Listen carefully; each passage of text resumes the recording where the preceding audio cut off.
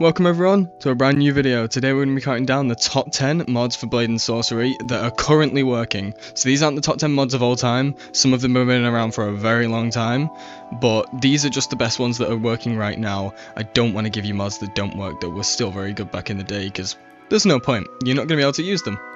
So what's the fun? Anyway, we're going to jump straight into number 10, right after this little message I want to give you guys. Okay, so see this? Yeah? This needs more people. This needs you. I want you to come here. Link will be in the description. Get involved with the community. Maybe get in a couple videos. I'll be hosting videos with viewers. I'll be doing streams. So, come hop by. Come talk with us. Let's get involved. And starting at number 10, we have Dismemberment. Okay, so the Dismemberment mod. What it does is it makes Dismemberment far easier than the base game. As we know about the base game, it's quite difficult to cut someone's head off unless you're very accurate. With this mod, they just come apart. Another example, it's very easy with an axe. You can do it absolutely no problem with a spear as well if you're accurate with it. Although the spear is a lot more difficult. You can still do it, whereas you can't really do it with the spear in base game. Is very difficult. And with a dagger, you can definitely cut legs off. And hands, if you do it right. Fortunately, I'm not doing it right, so I'm just gonna do this. Okay, never mind. There we go. So yeah, daggers and spears are still able to dismember now, which they weren't before. And I think Dismemberment's just an incredible quality of life mod that most people are going to want if they want to have that brutality in their game. It really improves the cinematic gameplay, it improves how... It brings a core part of the game to the average player, because Dismemberment is not that easy to do. You could be hacking a foot in base game for ages, whereas in this mod, it's a lot easier. Moving on to the next one. And at number 9, Soviet's Extra Effect. Okay, so Soviet's Effect is a mod that not many people actually know all that much about. It came out kind of just under the radar a little bit.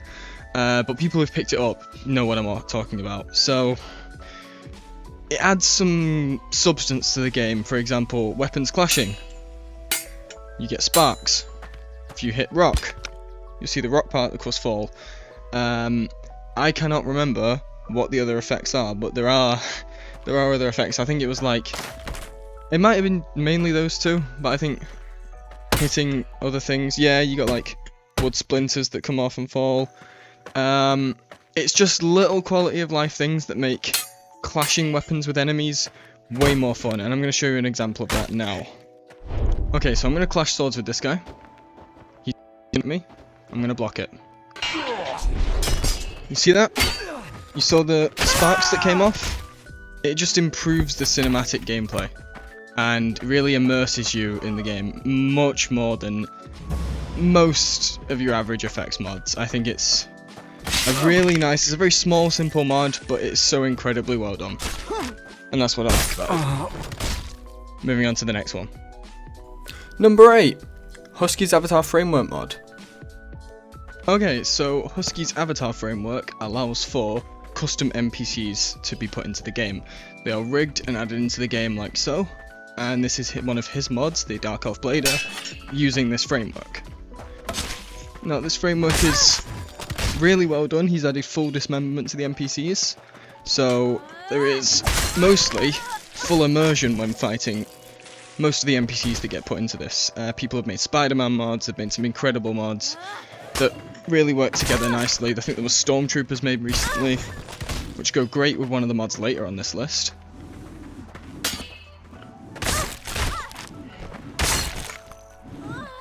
But it's very nicely, it's a nice addition to the game that has really been needed for a while. Is new NPCs, because we've been stuck with the same few enemies for a long time, and I think his mod just has revolutionised modding in this community, at least in as far as NPCs go. It's really changed the game. Not to mention, you can also add these NPCs to your character model, so you can change your character model too, if you would like. And they are incredibly fun to fight. Since it's something new, I definitely plan to make some videos with these.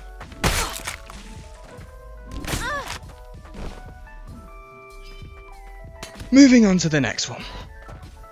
Flying high at number 7 is the Portable Books mod.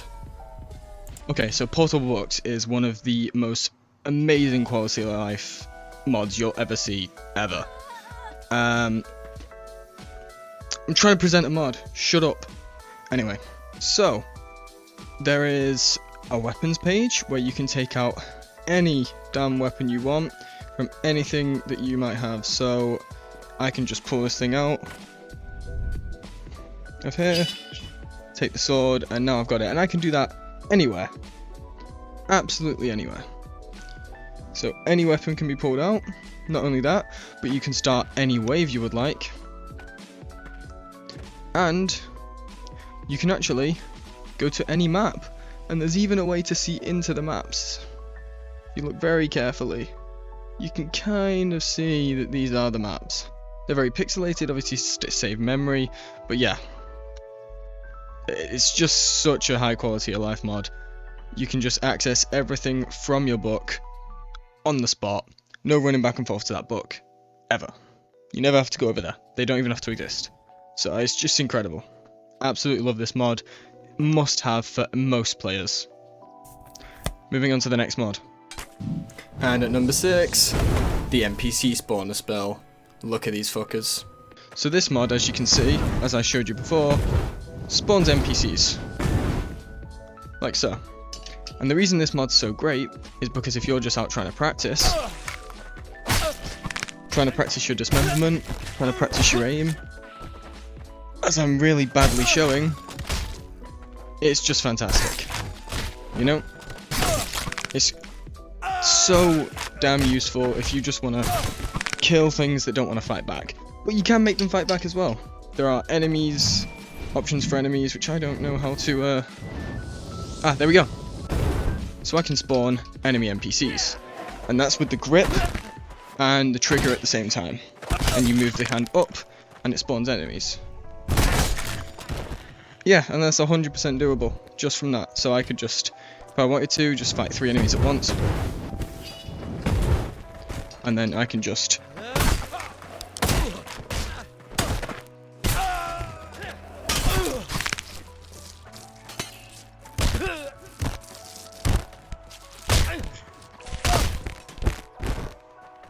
and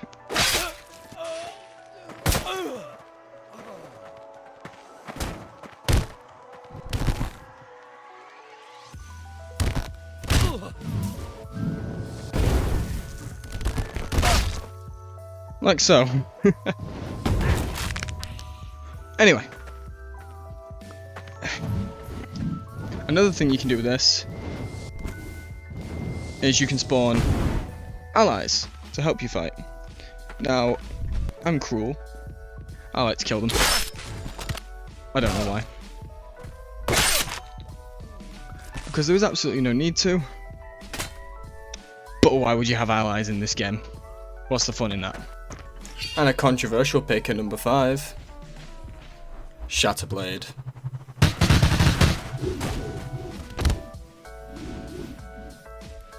Okay, so this mod is a little bit of a strange one. Most people would say that I should have put this higher, because it is a singular weapon. It's an incredibly impressive singular weapon, but it is a singular weapon and it's not a conversion, so I don't think it quite goes past the next 4 mods that I'm going to put above this. Anyway, let's look at the Shatterblade. So, this blade is formed of multiple shards that you can just pull apart, take out those at your will, and they'll fly back to the weapon. But you can actively use them as weapons themselves. They do have a hitbox and a blade. So, the functions of the weapon. Yes, it breaks apart when you attack. It is incredibly brutal in its ways. We spawn an enemy. As a sword, it works incredibly well. Now, the unique thing about Shatterblade is its functionalities. So, can't reach him, right? If you hold A, the blade extends and breaks apart like that. And that gives you a far bigger blade, which is incredible. Now, another functionality of this weapon is if you pull this shard out here, which is sometimes awkward to get, you get the chainsaw. And this is brutal. And once you're done, put them back. So fun. So incredibly cool. Another functionality of this weapon is the gun.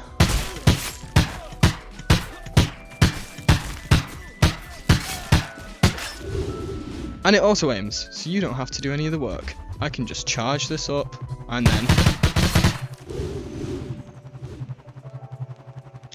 yeah. So, it has two firing modes, if you just see them. It has the single shots, and they should come back to you whenever you run out of bullets, so... like that, they should all fly back. And then you can hold the bottom button on your controller to charge. And when you charge, you hold the trigger, and they come back. That's not even all the functionalities of the blade. I don't remember what happened, but there was a way to do a flamethrower nag. Oh, there we go. So this blade even has a flamethrower on the end of it. Anyway, I think that about does it for the Shatterblade. Definitely come pick this mod up. It's incredible. And at number 4, something everyone needs. Better performance. Look at that FPS. Okay, number 4 on our list, we have Better Performance. Now, Better Performance is a mod that might seem like, you know, not top 10 worthy. I completely disagree. I think Better Performance makes the game so much better. At what point in the game could we have fought this many enemies at once without incredible amounts of lag? Like, yes, I'm getting some lag. That's expected. But I'm not getting the stupid amounts of lag I should have been getting beforehand. It really improves quality of life gameplay wise. It improves exactly how much fun you can have with the game. The more enemies, the more fun, right? That's just how it is. And I can just spawn so many compared to, like, I would say without this mod I could probably spawn about 4 enemies on full speed without lag. With this mod, I just killed like 9 guys, and there was barely any lag. I don't think I dropped below 40 FPS. That's impressive considering you get about 12 without it. So this is a must-have for most players. Very short run over of the mod, but if you want to understand it in full, go check out the mod page. Wooly made this mod, and it explains basically how the mod works and how it improves your game quality. And with that said, let's move on to number 3. Hitting them where it hurts at number 3, it's Sectory. Most Blade and Sorcery players who have been playing the game for a long time know why this mod is so damn important for your gameplay and is so fun. So this mod is called Sectory. Now normally, if I just cut this guy's arm off, that was his head. Now normally, if I just cut this guy's arm off, he would have died. Sectory stops that happening. But if you watch, he bleeds to death. Sectory has bleeding and survivable dismemberment, which is 2 small parts of the mod. The other thing Sectory has: arm breaking. This man's arm is completely broken. This mod also has, if it wants to work, leg breaking. His leg is now completely broken. It has neck breaking. So as far as your average mod goes, Sectory is one of the most advanced injury mods I've ever seen, with arm breaking, leg breaking, and neck breaking, which I failed to do there, but you get my point. It's difficult. Moving on to the next one. Straight from a galaxy far, far away, at number 2 we have the Outer Rim. Okay, so this mod might be a little bit longer, and most of you probably expected to see this one at the top. Not quite. There's still one mod that I think is better, in my opinion. This is my personal opinion. I think these last two are fairly interchangeable, if I'm being honest. So, the Outer Rim features a lot of lightsabers, as you can see. You know, from things like your average lightsaber to lightsaber staffs or pikes, double-ended lightsabers, and even the absolutely ridiculous light axes, which actually are incredibly fun to use. So, as well as having some very simple and nice lightsabers in the mod, which are incredibly clean. The sound effects, everything is just so tight with this mod. There's not much that I can really pick out that is wrong about it, really. Apart from just having these lightsabers, we have blasters. Now, there is everything you could think of, literally everything, like there is from Han Solo's pistol, which actually has a working scope if you look carefully. You probably can't see that, but that is a working scope. Not only does it have that, but it also has this, which is incredibly fun.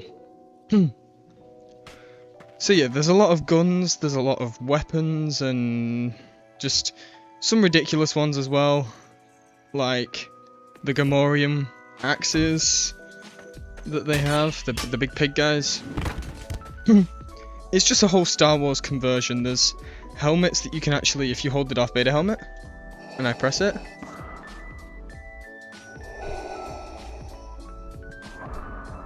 so you can have Vader's breath.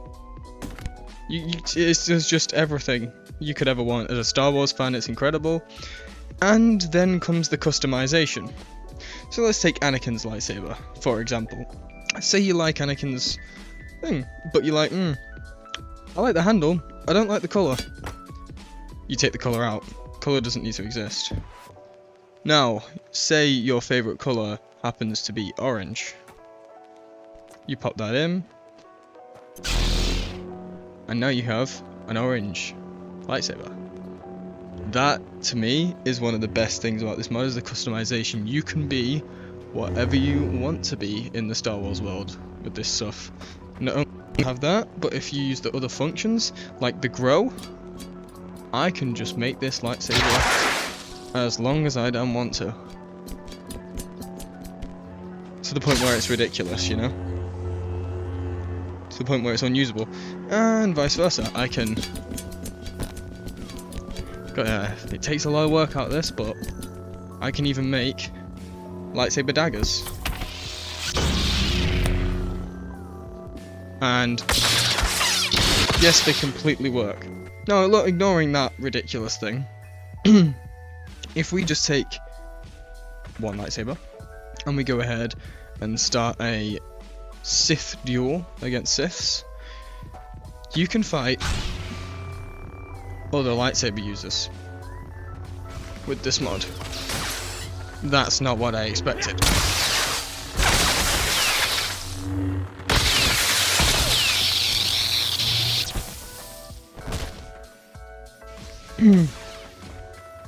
Now, the problem I've seen with Siths is they spawn with dual-ended lightsabers far too much in one hand. I think they should really disable them. I don't like it. I know I can do that myself, but it's not something I've been wanting to do.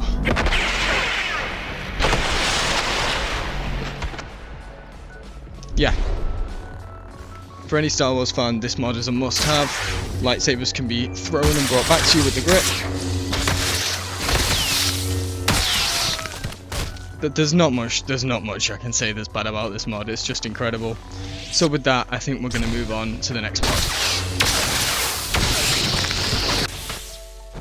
And finally, number 1, Medieval Megapack.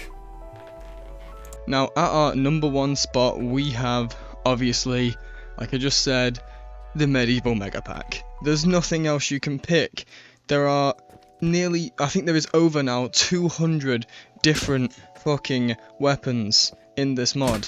There is absolutely no need for you to ever get bored of this game with this mod. There is just too much to use.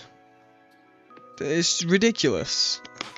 I think this mod fleshes out the game to the point where you've got so much to use that you can have a different style for every swing that you take and still last the game still lasts about an hour, you know?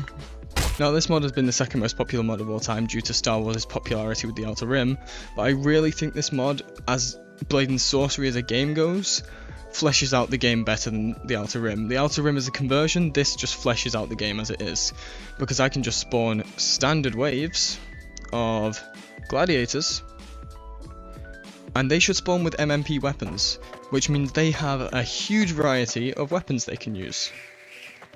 For example, that is not a base game weapon.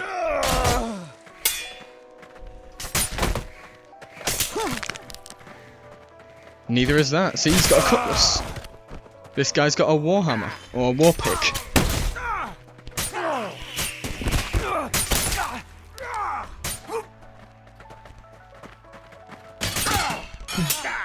This guy has 2 axes that are from the Medieval Megapack, and I don't really have to say much. You guys should just go try the mod for yourself and find the weapon that suits you, because most people won't like the same weapons, you know?